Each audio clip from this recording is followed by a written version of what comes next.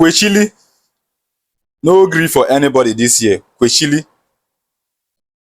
a ka ga-eji wee tinye many people na nga this year. These are top 3 bloggers, I mean Igbo bloggers, a ga-eme arrest this 2024. This 2024. Either na fajelu police na efu mmadụ or na mmadụ gara police na ichefufa. Ndị a bụ ndị a ga-eme arrest. Ndị a bụ ndị chọrọ ibute ike by fire by force. Ndị chọrọ ibute ike by accusing people wrongly. Ndị a bụ ndị chọrọ ibute ike by defaming people. Number 1 of them, some of them bụ ndị a ga-ejide, ndị a ga-atụ nga. Some of them bụ ndị nwere ike nọ na nga 1 week, some of them nwere ike nọ 1 day. Mana ihe mma bụ na these people, you have my own 2024 prophecy ka m na-enye gị ya. Go and write it down. That mgbe ọ ga-emebe kilote na-agbakwa gị agwa. Ihe mma bụ na these people, 2 or 3 of them a ga-emefe arrest this year. Go and write it down. Number 1 person a ga-eme arrest ka nsa afụ with my vision na afụ now. Number 1 of them bụ Ebonyi son.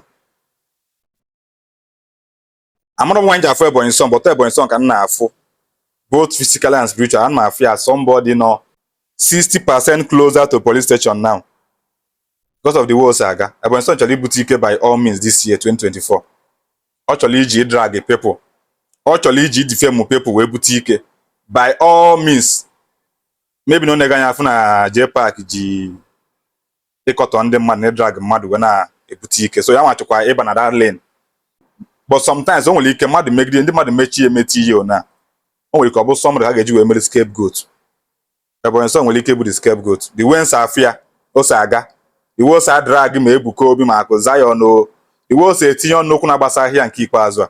Ebonyi son ga-abụ number 1 blogger ị nwere ike nụ na-emela arrest this year 2024.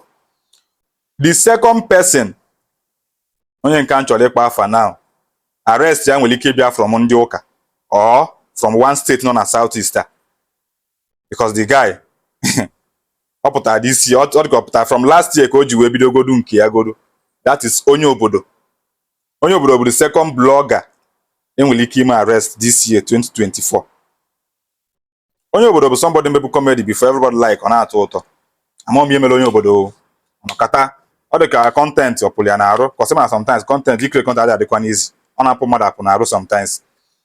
Onye obodo ọnọkata si from comedy ọ na-eme elebe rice, from ile rice obido mebe blogging, bido tie ebe ọ na trending topics na drag ọ drag ya onye nke ọ drag onye nke okwute onye nke okwute onye nke ọ na-eme na ya bụ obodo olili nleta anụ na-abụ na ya da anụ na ya dị stubborn.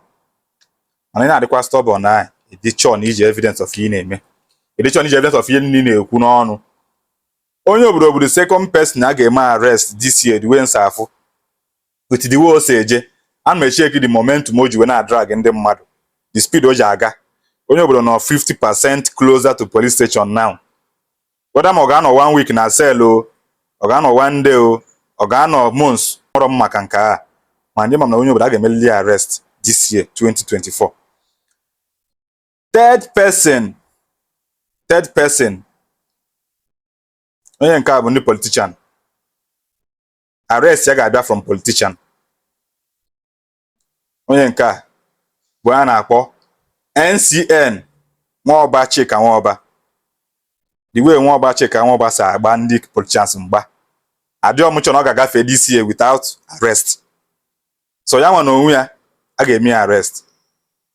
Whether ma o ga-enwe evidence o ga-eji deliver onwe ya o, ma ọ ma nwekwa o. Ma ndị ma based on intimidation ndị Nigerian government, ndị politician anyị a ga-eme arrest this year. Write it down. Ihe a bụ my top 3. Number 1 Ebonyi son, number 2 onye obodo, number 3 Nwaọba Chika Nwaọba. Daalụkwanụ.